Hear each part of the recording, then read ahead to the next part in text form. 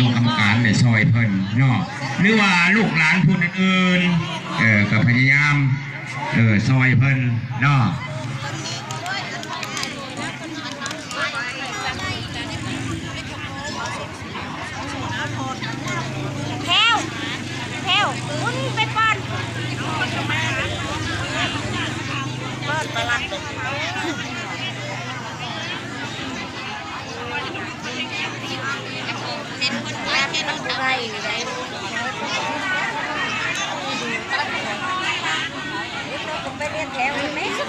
หรือว่ามีการโยงยากเนาะทั้งพ่อแม่อยู่เพื่อนอยู่ชานพาลูกน้อยหรือว่าตัวมาแล้วผัดลูกผัด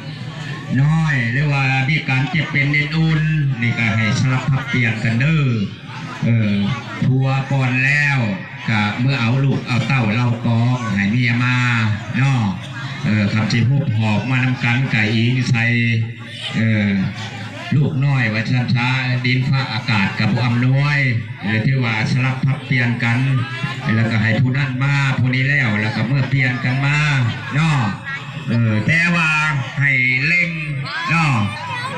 บ้านเฮากับบุญใหญ่คนกับจำนวนประมาณ400ปลายหรือว่า500นี่แหละคำดื่มขึ้นได้เนาะก็ถ้าว่าสำเร็จครับเช้าก็อยากให้สำเร็จครับเช้าเพราะว่าอยากให้ได้ส่งหัวคะแนนได้ภาคใต้เนาะ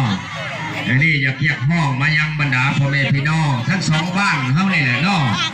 บ้านเรางามแดบ้านต้นเผิงเฮานำเนาะพ่อแม่